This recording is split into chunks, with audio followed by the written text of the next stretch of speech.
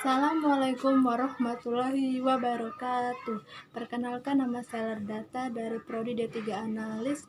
Di sini saya akan menjelaskan tentang titrasi asam basa.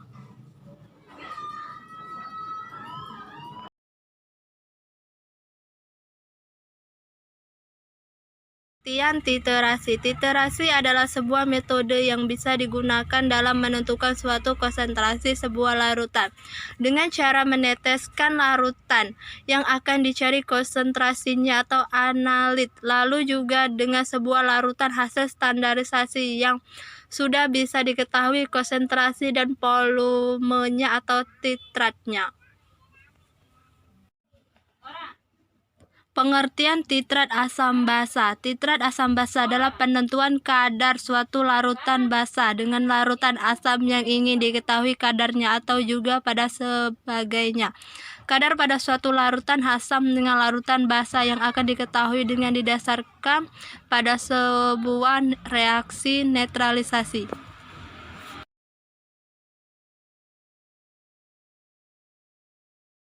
Bahan pH titrasi asam basa. Ketika larutan basa sedang ditetesi dengan larutan asam, pH larutan pun akan menjadi turun dan juga sebaliknya. Namun jika larutan asam sedang ditetesi dengan larutan basa, maka pH larutan juga akan naik. Suatu pH larutan asam sudah diploidkan untuk fungsi dari volume larutan basa atau asam yang sudah diteteskan, maka diperoleh suatu grafik yang disebut kurva titrasi seperti di bawah berikut.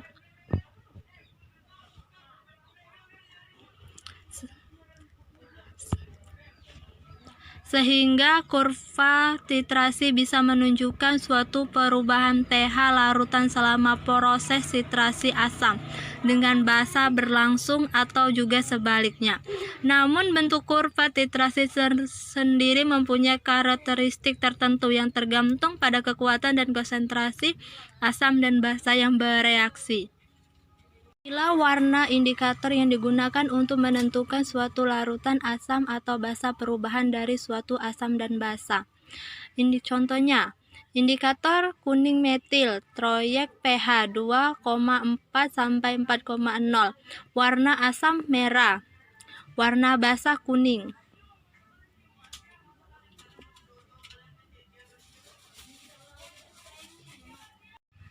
Inilah warna-warna indikator yang menentukan suatu perubahan pH asam dan basa. Contohnya, kuning metil, yang merah berarti asam dan yang kuning berarti basa.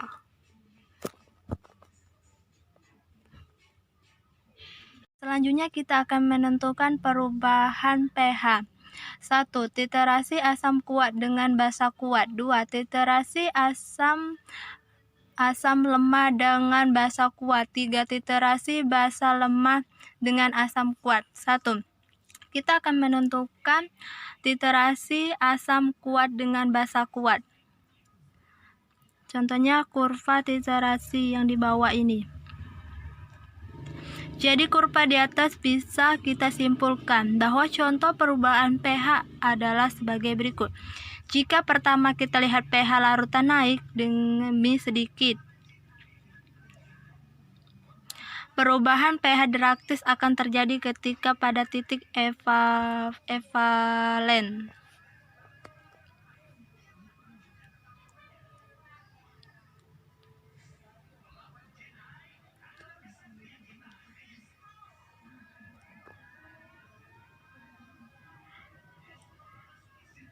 Selanjutnya pH titik evaluasinya menjadi 7 netral. Indikator yang bisa digunakan adalah metil merah, britimol biru atau fenivalen. Tetapi yang sering digunakan adalah fenivalen karena pada perubahan warna fenivalen yang lebih mudah untuk diamati. 2. Titrat asam lemah dengan basa kuat. Kurva titrasi yang di bawah ini. Kurva di atas bisa kita simpulkan sebagai contoh perubahan pH adalah antara berikut.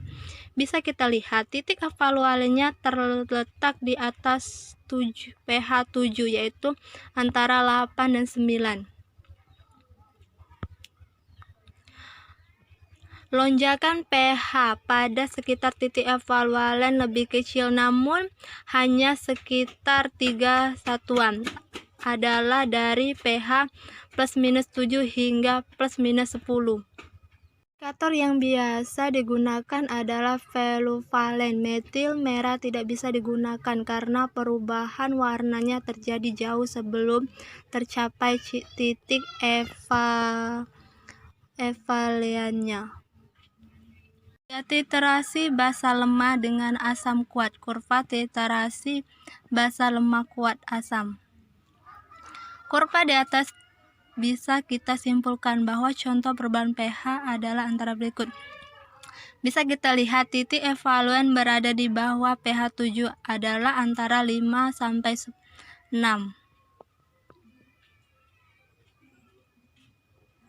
5 dan 6.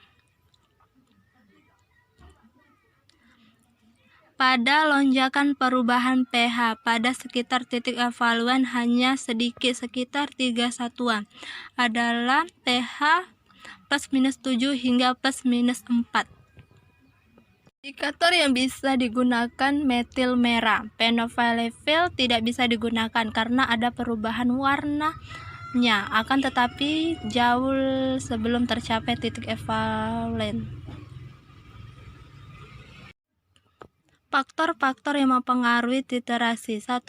Konsentrasi analat dan titrat. Makin besar konsentrasinya, maka perubahan pH dalam daerah titik evalualen makin besar, sehingga makin mudah menentukan indikator yang sesuai. 2. Kekuatan asam lemah atau basa. Kesempurnaan reaksi pada asam atau basa lemah dengan basa atau asam kuat ditentukan oleh harga Kb atau Kb analit. Maka besar harga Ka atau Kb, maka reaksi makin besar daerah perubahan pH pada titik evaluan, sehingga makin menentukan indikator yang sesuai. 2. Menentukan indikator. Indikator yang digunakan perubahan pH harus berada pada daerah pH titik evaluan. Contoh soal titrasi asam basa. 1. Sebuah larutan HCl 0,3 akan dititrasikan dengan larutan NaOH pada titik akhir utitrasi. Tercapai bila 10 ml larutan HCl dan memerlukan 75 ml larutan NaOH. Maka tentukanlah molaritas NaOH tersebut. B. Maka tentukanlah konsentrasi 20 ml NaOH2 yang dititrasikan dengan 100 ml larutan HCl 0,1. Penyelesaian. Diketahui Ma sama dengan 0,3 m, Pa sama dengan 10 ml, Pb sama dengan 75 ml, Na sama dengan 1, Nb sama dengan 1. Ditanya Mb, jawaban soal nomor 1. Maka AMB sama dengan PA dikali MA dikali NA atau PB dikali NB. MB sama dengan 10 dikali 0,3 dikali 1 atau 75 dikali 1. MB sama dengan 0,04 molaritas. Maka molaritas dari larutan tersebut yaitu 0,4 m.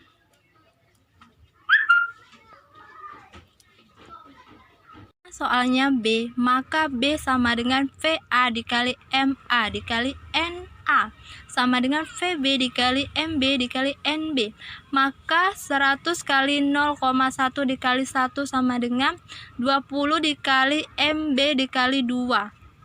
MB sama dengan 100 dikali 0,1 dikali 1 dibagi 40 sama dengan MB 0,25 M.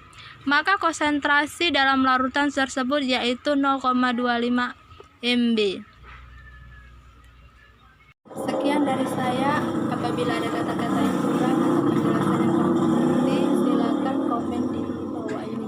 Saya akhiri dengan wa taufiq wal hidayah. Wassalamualaikum warahmatullahi wabarakatuh.